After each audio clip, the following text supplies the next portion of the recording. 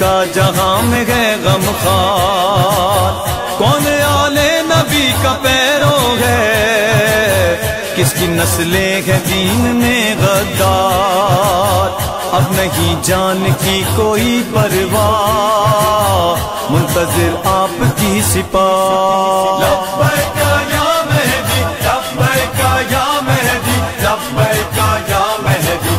بسم اللہ الرحمن الرحیم، الحمدللہ رب العالمین، وصلی اللہ علی سیدنا محمد وآلہ الطاہرین،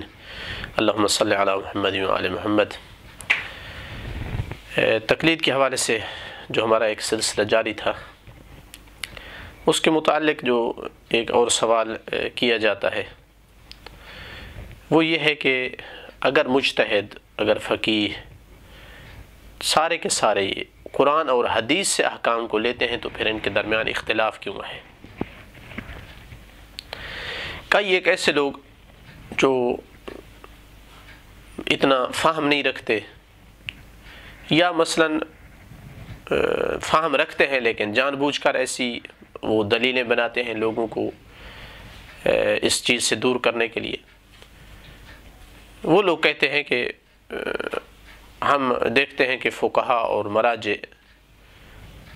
ان کا کئی ایک مسائل میں آپس میں اختلاف ہو جاتا ہے۔ مثلا ایک فقی، ایک مجتہد جمعہ کو واجب عینی کہتا ہے، دوسرا واجب تخیری کہتا ہے۔ بعض ایسے بھی تھے کہ جو اس کے اصلا جواز میں اشکال کرتے تھے غیبت کبریٰ کے دور میں۔ اسی طرح چاند کا مسئلہ ہے، مثلا کچھ کہتے ہیں کہ اپنے علاقے میں نظر آئے تو ثابت ہے، کچھ کہتے ہیں کہ دنیا میں کہیں بھی نظر آ جائے تو چاند ثابت ہے۔ تو اگر مجتہدوں کی تقلید کریں گے تو اس اختلاف کا سامنا آئے گا اور امت میں انتشار پیدا ہوگا، اور یہ بات اس چیز کی بھی دلیل بنتی ہے کہ اگر یہ قرآن و حدیث سے لیتے اور ذاتی آراء نہ ہوتی ان کی تو ان کا آپس میں اختلاف نہ ہوتا۔ یہ اس طرح سے اعتراض اٹھایا جاتا ہے۔ اس حوالے سے میں سب سے پہلی بات جو عرض کروں گا وہ یہ ہے کہ اگر کسی علم کے ماہرین میں بھی آپس میں اختلاف اس بات کا موجب بنتا ہے کہ ان سے دور ہو جائے انسان، تو پھر ایسے لوگوں کو چاہیے کہ ڈاکٹروں سے دور ہو جائے، چونکہ وہ ایک ہی یونیورسٹی سے پڑھ کے آتے ہیں، ایک ہی نصاب پڑھ کے آتے ہیں، آپس میں اختلاف کرتے ہیں، کوئی مرض بناتا ہے، دوسرا کوئی اور مرض بناتا ہے، یہ کوئی اور علاج تشخیص کرتا ہے، دوسرا کوئی اور علاج تشخیص کرتا ہے۔ اسی طرح پھر انجینئر حضرات کو بھی چھوڑ دینا چاہیے، چونکہ وہ بھی اگرچہ ایک ہی کالج سے پڑھ کر آئے ہیں لیکن ایک ہی جگہ میں ایک بلڈنگ کے بنانے کا انہیں کہا جائے تو ہر انجینئر اپنے علم کے مطابق نقشہ بناتا ہے، ایک کوئی نقشہ بناتا ہے، اس کا دوسرا کوئی اور بناتا ہے۔ اسی طرح کام اس سے بھی آگے بڑھے گا کہ مثلا ہم قرآن و حدیث جو ہے ترجمے کی کتابیں جو ہیں جن کا ترجمہ ہو چکا ہے، ان میں اگر اختلاف ہے اور پایا گیا ہے اختلاف کا ایک حدیث کے ترجمے، قرآن کی کئی ایک آیات، تو پھر اس کا مطلب ہے ترجمے کو بھی چھوڑ دیا جائے، چونکہ وہاں مترجمین نے آپس میں اختلاف کیا ہے۔ جبکہ کوئی بھی وہاں ایسی بات نہیں کرتا کہ اختلاف ہے ان کے درمیان، ڈاکٹروں کے درمیان، انجینئرز کے درمیان، لہٰذا ان کو چھوڑ دو۔ کیوں؟ چونکہ جانتا ہے اگر ایسی بات کی تو لوگ پاگل سمجھ کر دور کر دیں گے۔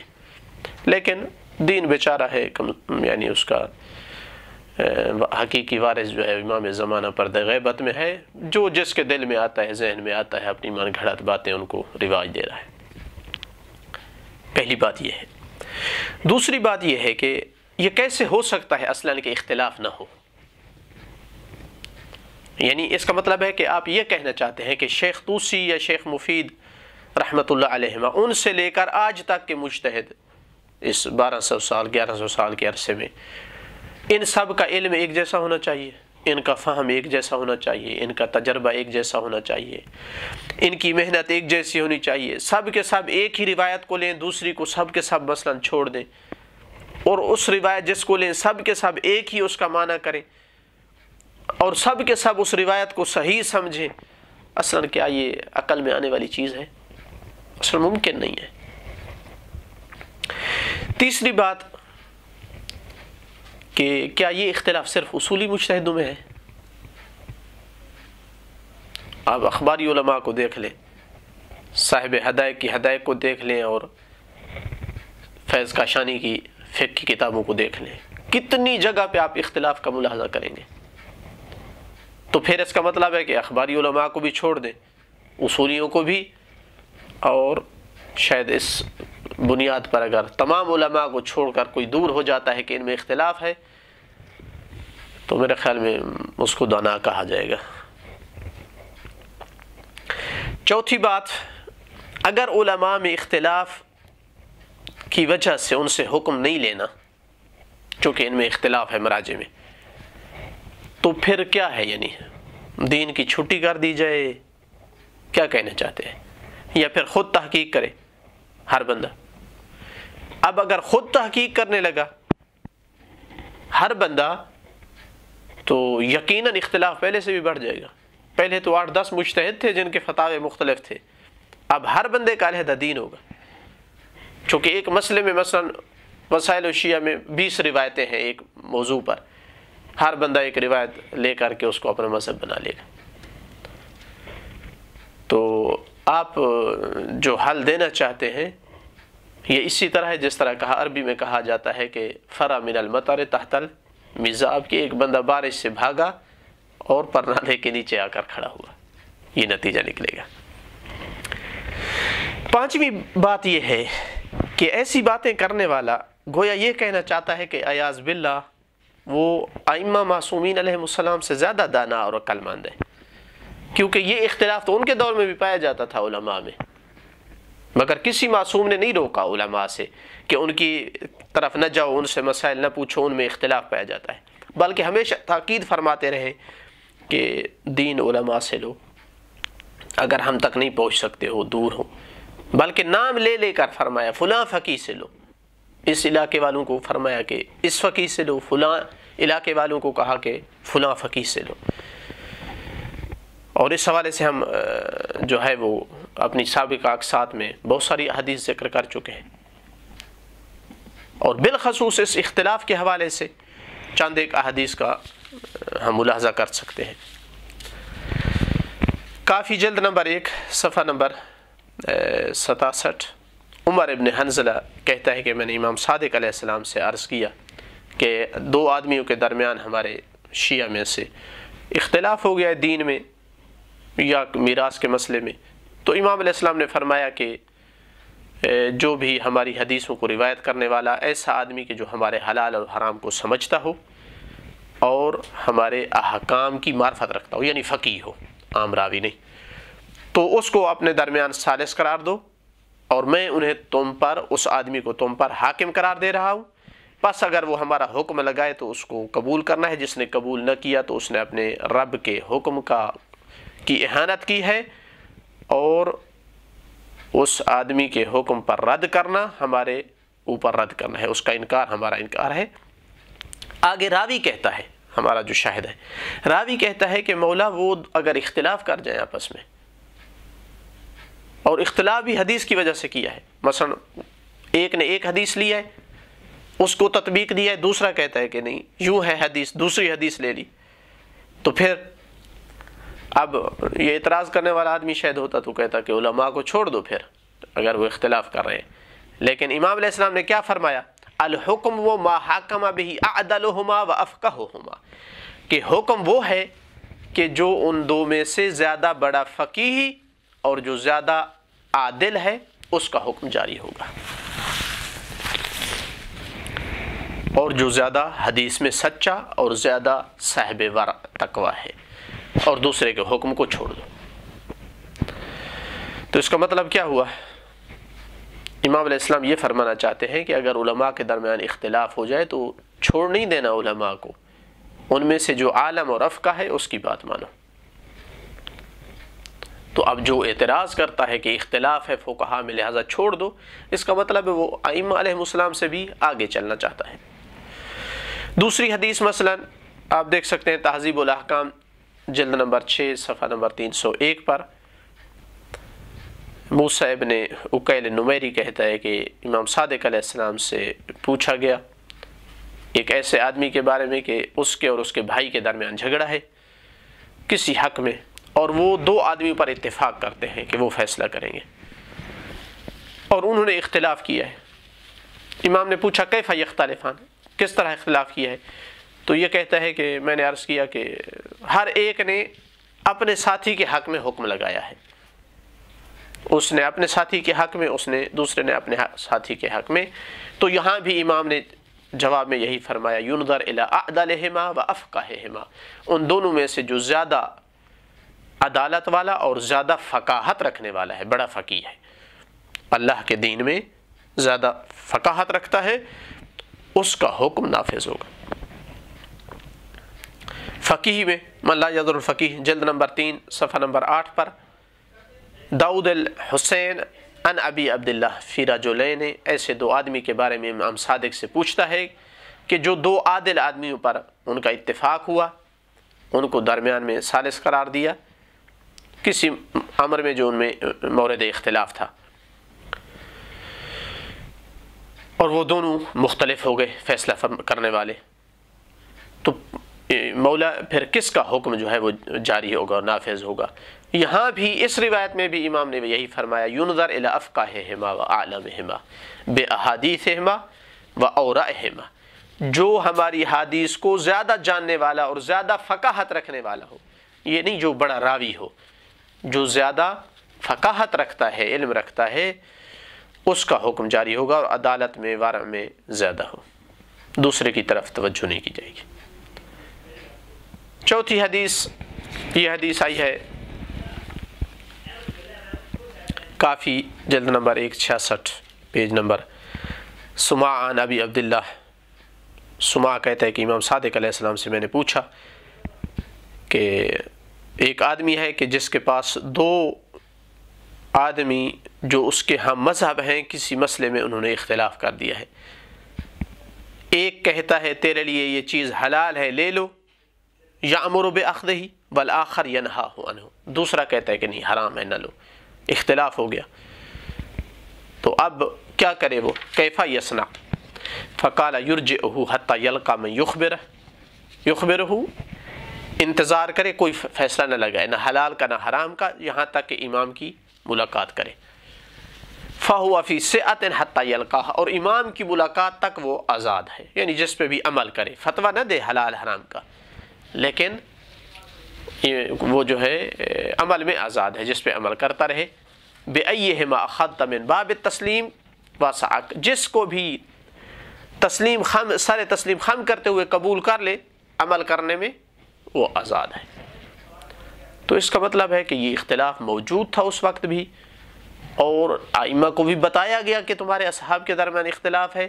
لیکن کسی روایت میں امام علیہ السلام نے نہیں فرمایا کہ علماء کو چھوڑ دو چونکہ یہ ہماری حدیثوں کے سمجھنے میں اختلاف کر رہے ہیں۔ کتاب الغیبہ شیخ طوسی کی صفحہ نمبر 377، یہ ایسی کتاب سے حدیث لی ہے شیخ طوسی نے کہ جو کتاب اہل قوم نے بھیجی تھی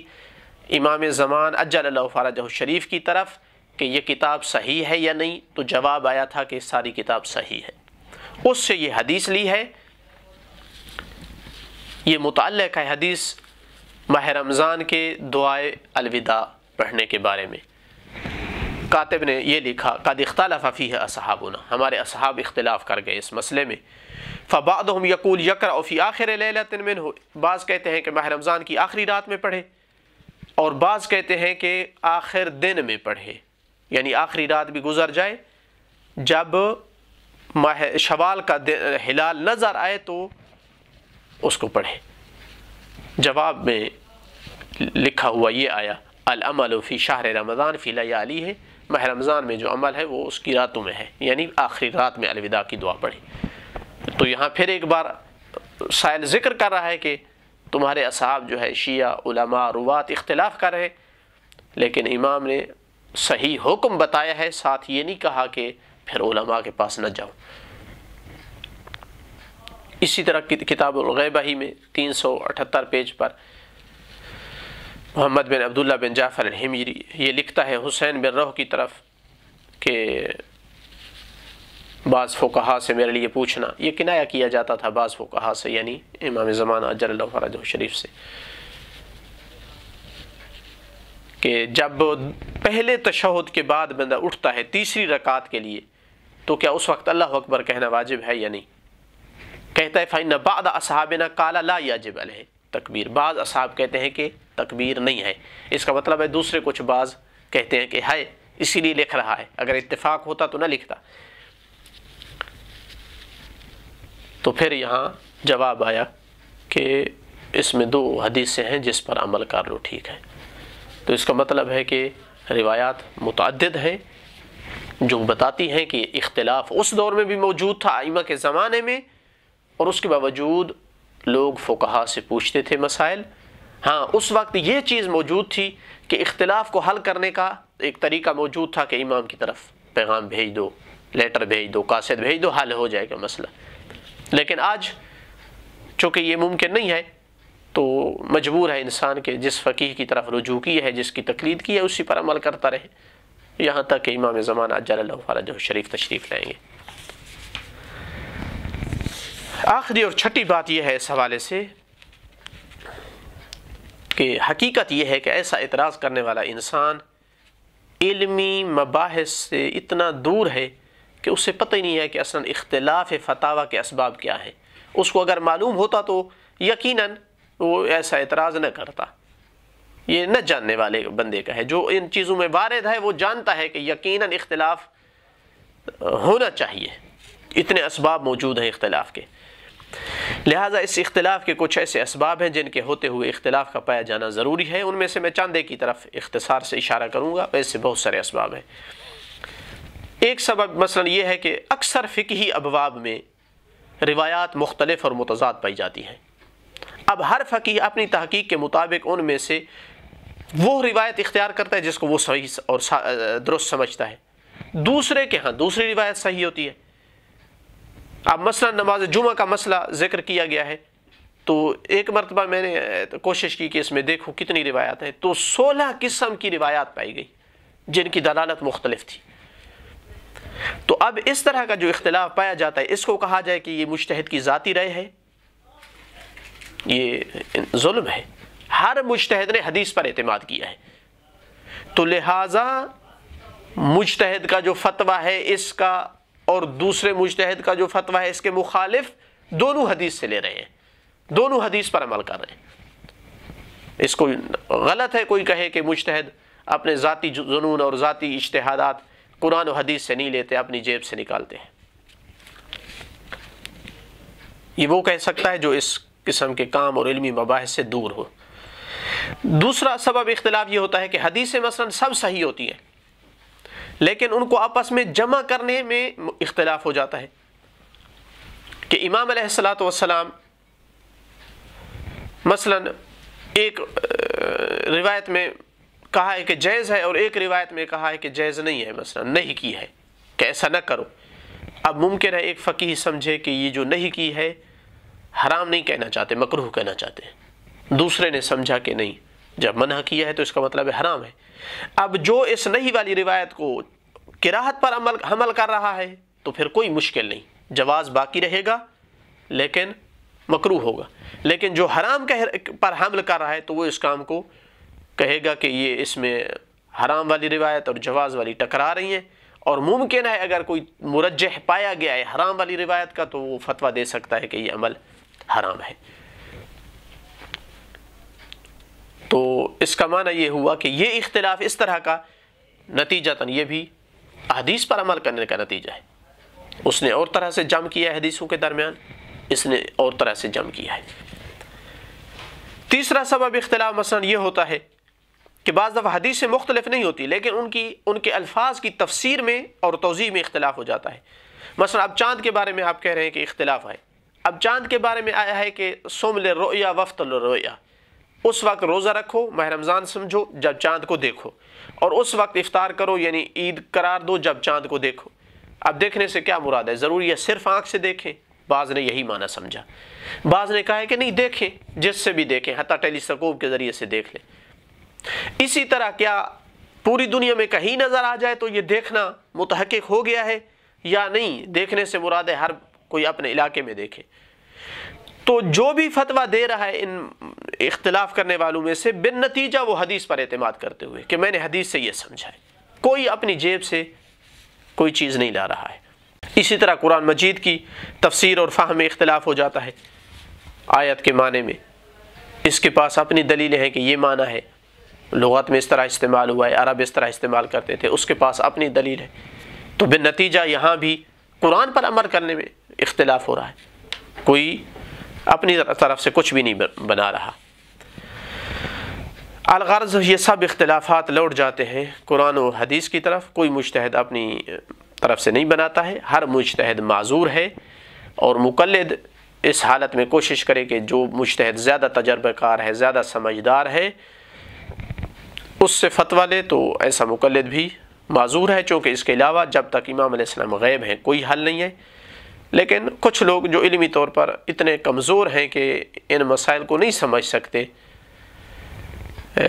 اور اس سے بھی بڑی مشکل یہ ہوتی ہے کہ وہ پھر دین کی ترجمانی کی بھی کوشش کرنا شروع کر دیتے ہیں، بجائے اس کے کہ وہ مثلا ان چیزوں کے بارے میں پوچھتے اور اپنے علم میں اضافہ کرتے۔ تو آخر پہ کہوں گا کہ اگر کسی کو بھی ہماری اس بات کی ابھی تک سمجھ نہیں آئی ہے ان چیزوں کی، تو پھر ہمیں اس کائنات میں زیادہ نہیں 2 بندے ایسے دکھا دے کہ جنہوں نے علماء مراجع کی طرف رجوع نہیں کیا چونکہ وہ اختلاف کرتے ہیں، خود ان 2 بندوں نے دین حاصل کرنے کی کوشش کی ہے اور کسی مسئلے میں ان کا آپس میں اختلاف نہیں ہوا ہے۔ اگر 2 آدمی کائنات میں ایسے مل جائیں تو ہم بات تسلیم کرنے کے لیے تیار ہیں۔ الحمدللہ رب العالمین۔